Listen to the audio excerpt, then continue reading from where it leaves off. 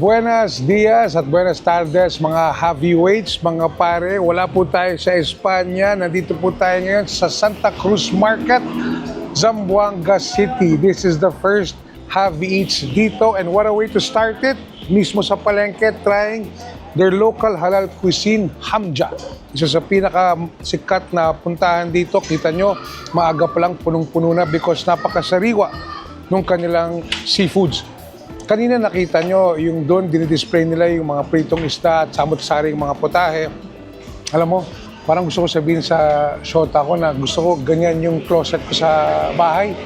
Ayoko naka-display yung mga t-shirt, yung mga brief. Gusto ko naka-display yung mga pritong isda, mga ulam, which from there to here. Ang specialty nila is this one. Tiula Itom, which is burnt coconut soup. You ordered everything. This is pugot. Sa amin, this is trigger fish or pako. Fish curry, isdang bato din to. Of course, locust, shredded tuna, and then this one. This one, di ko alam kung napansin nyo, pero hindi na kasi ako nag-rice masyado. So nung nakita ko to, this is kamote. Shanglad, kung tawag sa kanila. Bago magkanin sa Islam, this is what they use, which is actually kamote.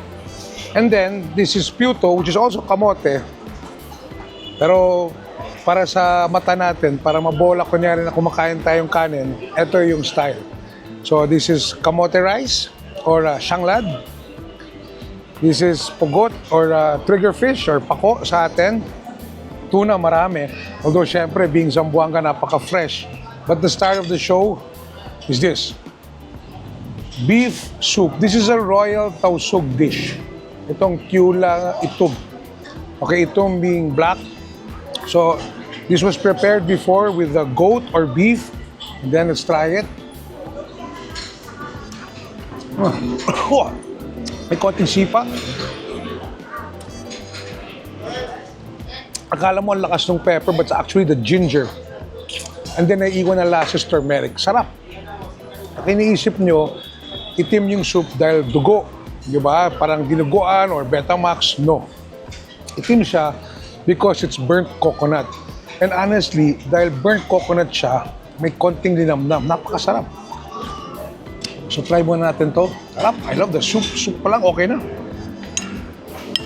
Kakamay tayo. Tiulang itom.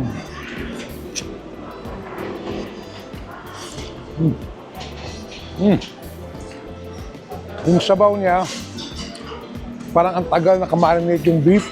Pumapasok sa laman.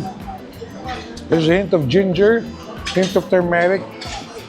Tapos yung pinakahuling may iwan, yung linamnam at yung tamis ng burnt coconut.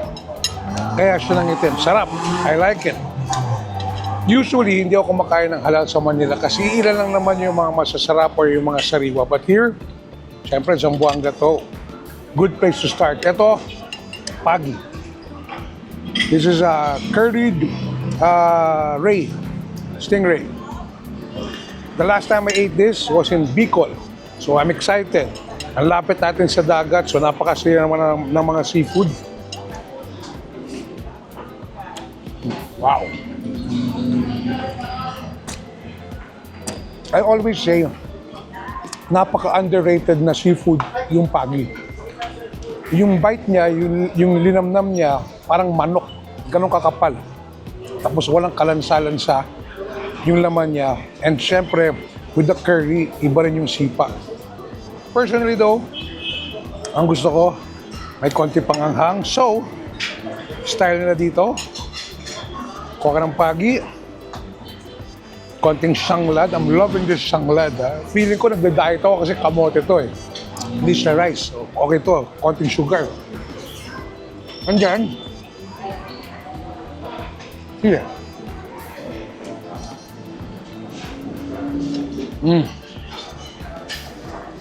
Wow.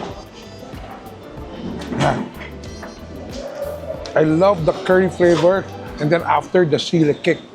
Beautiful. Locos. Sobrang fresh.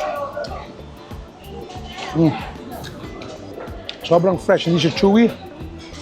Kasi parang kaninong umaga lang nahuli. Problema ko sa shanglad, kulang. Idol, pasyang pa dito. Duha pa paliw. Dos, por favor. Tandaan nyo, Zamboanga, they speak Spanish. Kaya, dos, sanglad, por favor. Harap! And then this one. I know this kasi pag nag-snorkeling ka, parati mo nakikita to eh. Triggerfish. Kanina nakita ko siya sa cabinet. Sabi ko, okay to ah. May display pa ng manggang hilaw.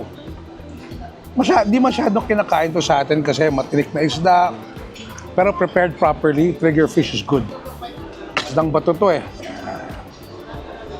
Ayoko muna suka may sili kasi I want to try the freshness of the fish. Crispy skin. And then,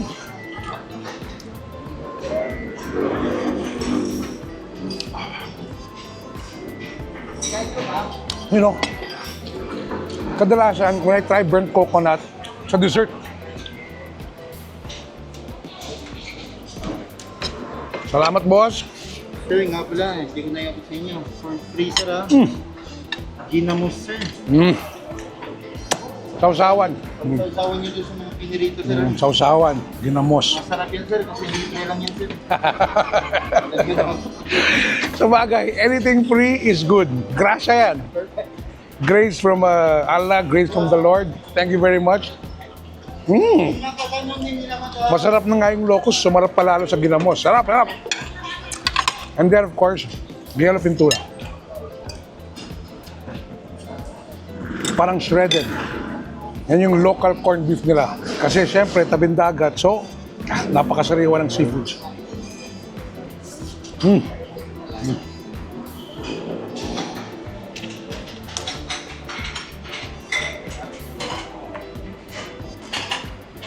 Parang ang sarap ng closet nila. Pag buwas mo, pili ka lang, kain ka na. Everything is good.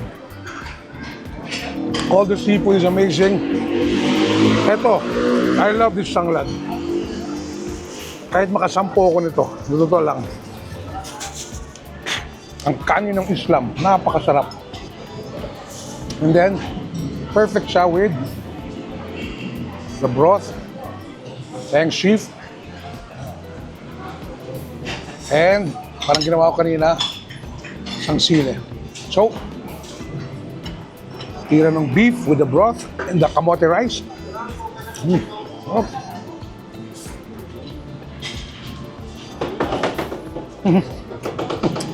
And then, sila.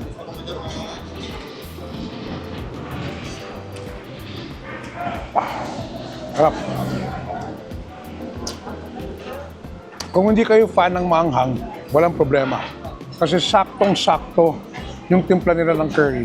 The turmeric is there, the ginger is there, the spice is there, the love is there, the care is there. Napakasarap. Siyempre, kung katulad niyo ako na Bombay, lagyan ko ng konting sili. Pero kung gusto niyo talaga yung sabor, if you wanna taste the flavor, huwag niyo muna anghangan.